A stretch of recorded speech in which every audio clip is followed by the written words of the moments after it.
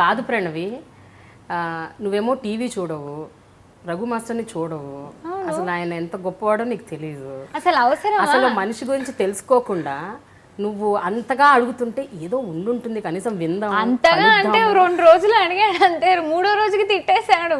అదే వరకు తెలియదు, ఏదో సంవత్సరాలు వచ్చినట్టు. నా పాయింట్ ఆఫ్ వ్యూ లోంచి కూడా ఆలోచించవచ్చు కదా.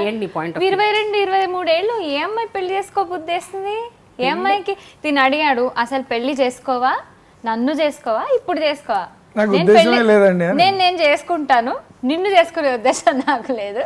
నేను హ్యాపీగా పెళ్లి చేసుకుంటాను, ఇప్పుడు చేసుకోను, ఒక 4-5 ఏళ్ళ తర్వాత చేసుకుంటా అని చెప్పా. క్లియర్ గా చెప్పాను. ఎందుకు నీకు పెళ్ళైపోయింది, నేను చేసుకోనని చెప్పాను. అది తను రెక్టిఫై చేయాలి కదా. చేయకుండా తూచ్ నాకు ఒక్కసారి కూడా కాలేదంటే ఏమైనా నమ్ముతుంది? నాకు ఒకసారి చెప్పండి, నాకు ఒక్కసారి కూడా కాలేదు, తూచ్లా కూడా కాలేదు. అప్పుడు అంటే మీకు చాటింగ్ లో ఇంకా అప్పటికి లైవ్ గా కూడా మాట్లాడలేదు, చాటింగ్ లోనే ఉండింది wording. So wording I don't want అనే వర్డ్, ఐ డోంట్ వాంట్ అనేది నార్మల్గా టైప్ చేసినా కూడా మీరు తీసుకునే ఉద్దేశంలోనే ఉంటుంది. ఐ డోంట్ వాంట్, మీరు స్ట్రెస్ చేస్తారా మీ మైండ్ బట్టి, ఐ డోంట్ వాంట్ అంతే అనేది వేరే.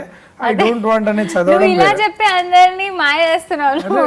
వాస్తవంగా కదండి. కాదు, మీరు చదివేటప్పుడు ఏ యాక్సెస్ లో చదివారో అదే హర్ట్ అవుతుంది.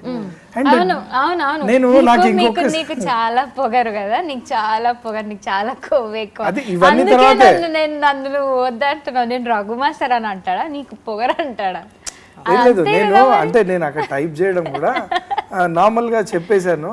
సి నాకు ఒక్కసారి కూడా అవ్వలేదండి, I don't get married even once, ఒక్కసారి కూడా అవ్వలేదు. ఒక్కసారి కూడా అవ్వలేదు అంటారా? లేదు, I did not get married point అండి. కరెక్టే, రాలేదు అంటారు కానీ ఒక్కసారి కూడా అవ్వలేదని ఎవరు అంటారు. నేను అమ్మాయిని నవ్విద్దాము, జోవియల్ గా అలా ఉంటది అనే వర్డ్ అని నేను అంటే సి అమ్మాయికి అంత స్ట్రైట్ ఫార్వర్డ్ గా చెప్పలేము, నాజుక్ కదా అమ్మాయి అంటేనే.